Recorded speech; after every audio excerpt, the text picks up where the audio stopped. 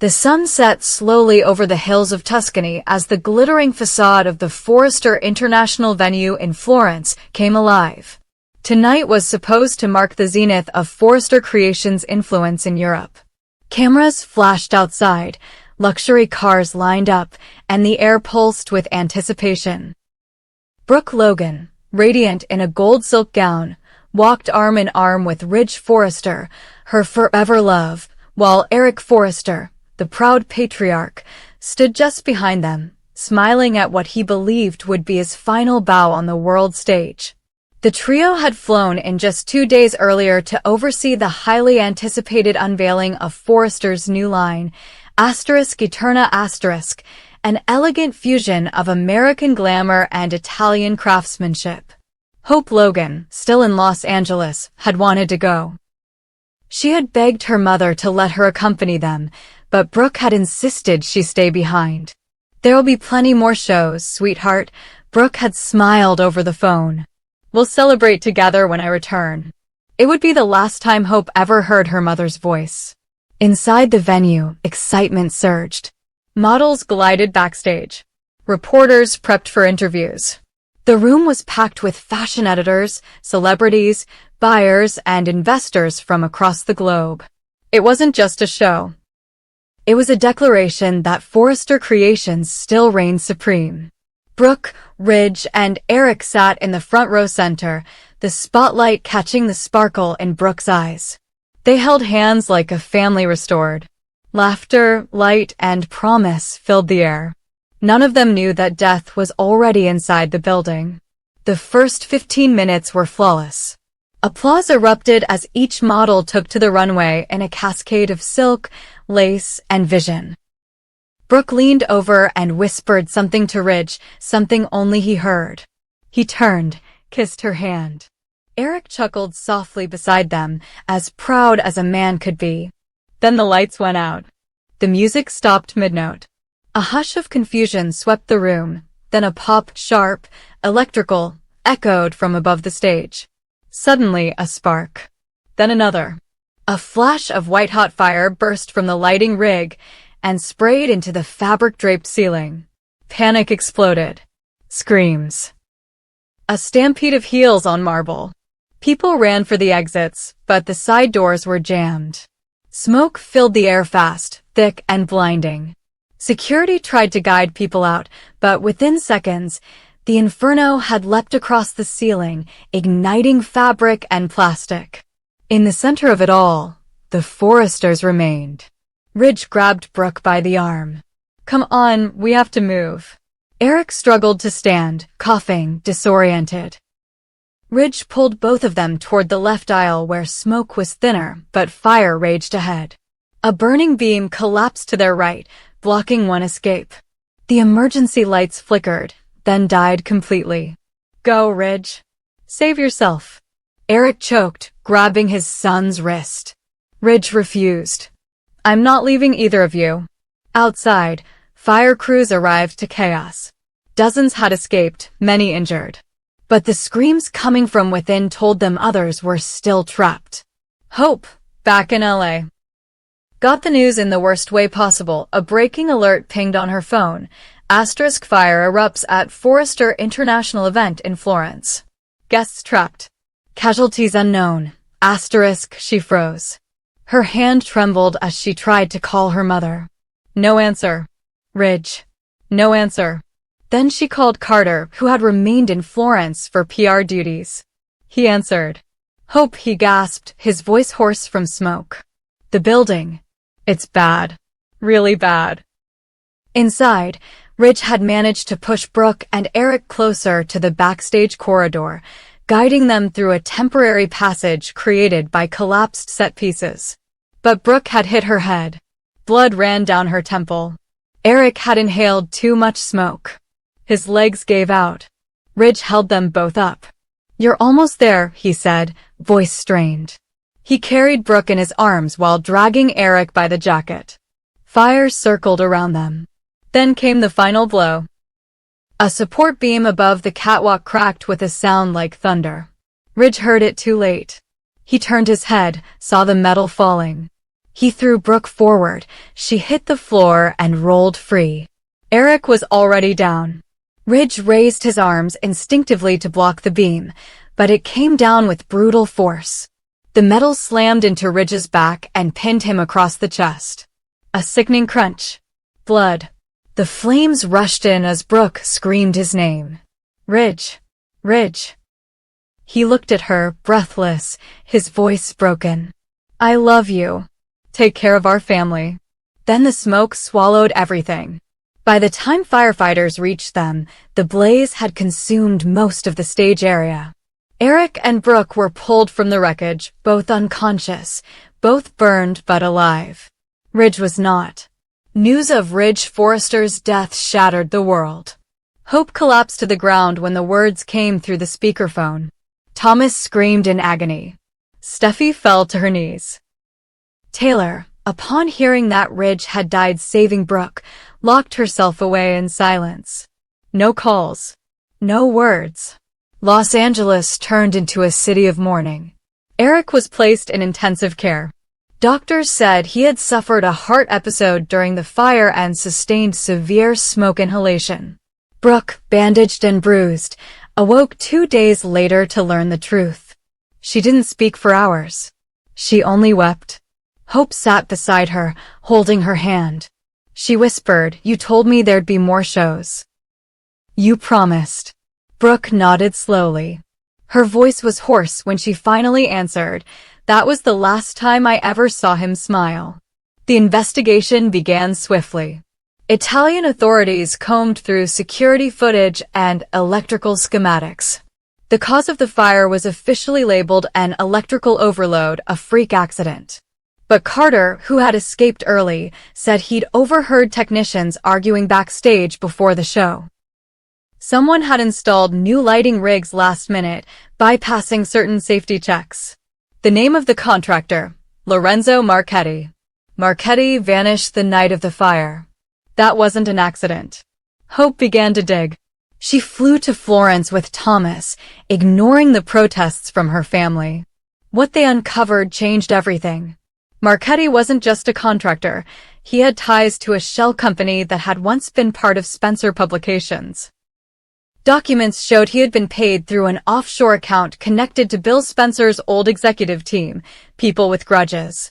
People who once saw Ridge Forrester as a threat. Back in LA, Luna began helping Hope with her search. The sisters, now united by loss, worked day and night to track down Marchetti. They suspected sabotage. Maybe not to kill Ridge, but to disrupt the show, to cause public embarrassment, to sabotage Eterna. But someone had miscalculated. And it had cost Ridge his life. Meanwhile, Eric recovered slowly. Guilt racked him. He had insisted on the elaborate lighting. He had approved the final blueprint. "It should have been me," he said again and again. But Brooke held his hand. "He saved us both. He made a choice. And we will honor it by living." Hope returned from Italy weeks later with proof that the fire wasn't just an accident. She confronted Bill Spencer on live television during a press event, presenting documents, financial records, and a full timeline. Bill denied everything. But public pressure mounted. Lawsuits followed. Ridge Forrester was honored in a public memorial held on the Forrester estate lawn. Hundreds came. Thousands watched. Eric spoke, his voice trembling. Brooke stood by his side, holding Ridge's wedding ring in her hand. Hope read a poem Ridge once wrote for her as a child. Even Taylor came. She stood at the back, silent, tears running down her face. Brooke never remarried. She never removed her ring. Every morning, she walked to the garden Ridge built for her and watered the roses he once planted. His studio remained untouched. His last sketch, an unfinished gown meant for Brooke, was framed and placed in the front lobby of Forrester Creations. Life moved on. But Ridge's shadow never left. He died a hero. And in his name, the family vowed never to let power or pride destroy them again. But in the shadows of the industry, someone else watched. Someone who hadn't forgotten the fire. Someone who had once loved Ridge and lost everything because of him. And she wasn't finished. The next chapter of Forrester Creations would be built on ashes. And someone was ready to strike again. The bold and the beautiful.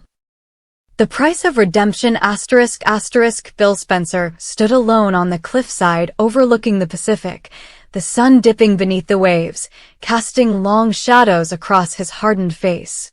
For decades, he had been a titan, ruthless, feared, calculating. But that was before Luna collapsed in his arms, barely breathing, blood soaking her dress from the aftermath of a crash he hadn't caused, but had unwittingly set in motion. That moment replayed in his head over and over. Her hand trembling, her lips mouthing, "Why?" and Bill unable to answer. He had destroyed many lives, but this time, it had nearly been a life that mattered more than power, more than business.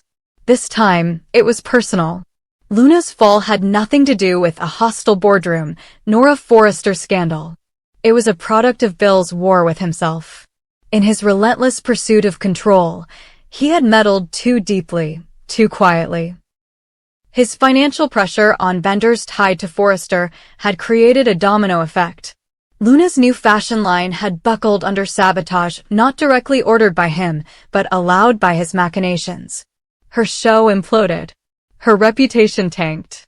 And then came the car crash, late at night, driving alone, chasing clarity. She almost died. And it broke something in Bill that had never broken before. Consumed by guilt, Bill launched into a personal campaign for redemption. He began funding Luna's recovery anonymously, doctors, therapy, private rehab. He paid the press to bury the more brutal headlines. He forced the shadowy firm that had manipulated Luna's suppliers to dissolve. But his guilt ran deeper than money could fix. He needed to face her. He needed her to know he was sorry. Katie warned him. "You're opening wounds that won't close, Bill. Leave it be." But he couldn't. Brooke, still reeling from Ridge's death, told him softly but clearly. "You can't buy forgiveness. Especially not hers." But Bill wasn't after forgiveness. He wanted to bleed. He needed to be punished. And Luna? Luna wasn't ready. When Bill visited the Forrester estate to speak with her, he was met not by Luna, but by hope. "She doesn't want to see you," she said flatly. "She barely speaks to anyone. She wakes up screaming. She dreams about fire, about crashing through glass. And every time I ask what's wrong, she says your name." Bill didn't flinch. He didn't plead. He simply asked, "Tell me how I can help her." Hope laughed bitterly. "You've done enough." But the more Bill tried to help, the more past ghosts returned. Liam, his son, had tried to rebuild a fragile peace with Bill after years of betrayal, Caroline, Steffi, all the women and wars between them. But when Liam learned Bill had been indirectly involved in the collapse of Luna's show, he exploded. "She trusted you," Liam shouted in Bill's office. "She defended you. She told me you were better than I said. And you let her walk into a trap." Bill tried to explain. "I didn't know it would go that far. You never know until it's too late," Liam spat. "You broke her. You break everything." The final fracture came when Bill offered to resign from Spencer Publications and hand controlling interest to Liam as an act of contrition. Liam refused. "I don't want your guilt money. I want a father who doesn't need to burn people to feel alive." Meanwhile, in the shadows, a more dangerous presence stirred, Sheila Carter. Watching the implosion of the Spencer family from afar, she saw opportunity in the wreckage. Her relationship with Bill had always been rooted in danger. Their brief alliance, manipulative, combustible, was never about love. It was survival.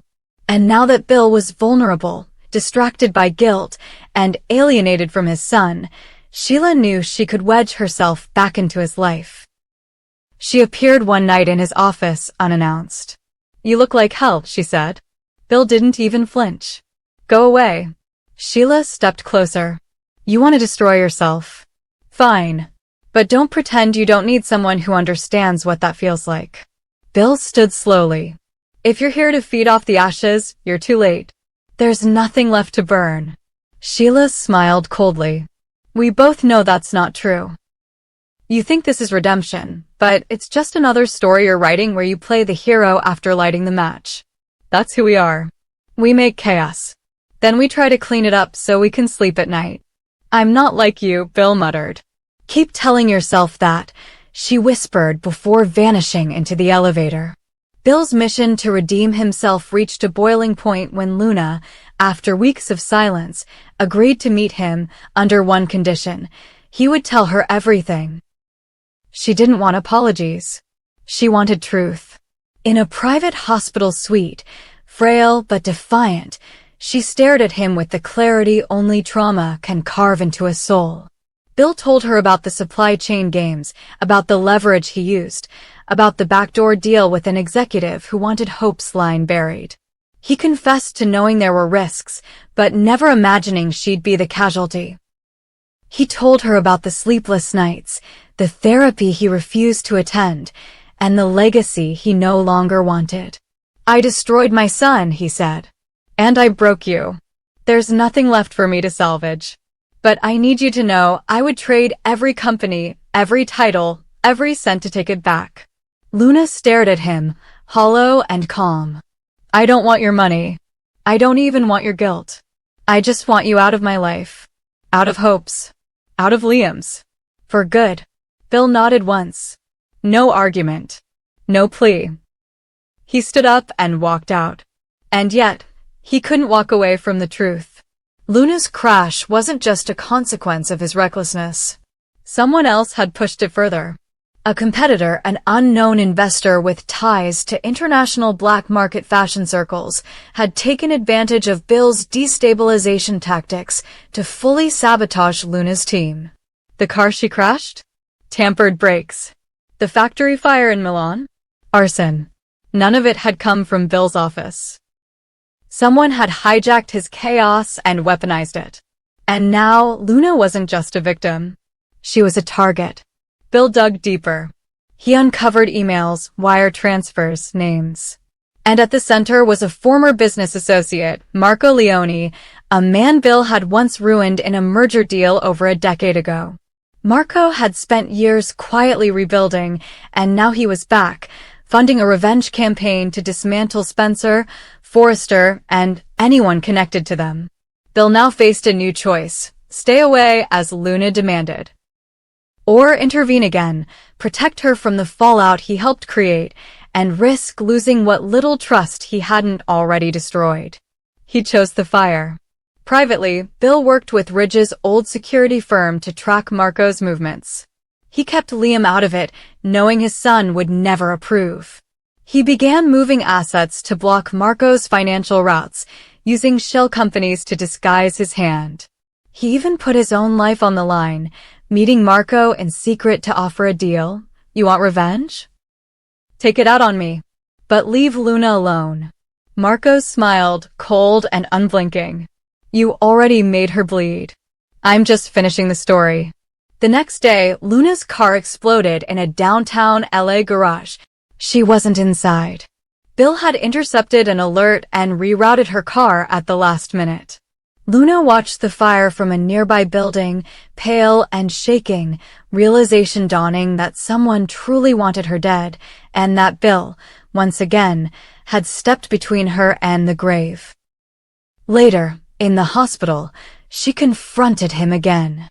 You said you'd walk away. Bill looked at her, older than he had ever looked before. I lied. I couldn't let you die for my sins. This time, Luna didn't tell him to leave. She didn't forgive him. But she didn't shut the door either. And Bill, for the first time in his life, didn't walk away feeling victorious. He walked away feeling something new, human. But the war with Marco wasn't over. And Sheila, still lurking, watched every move.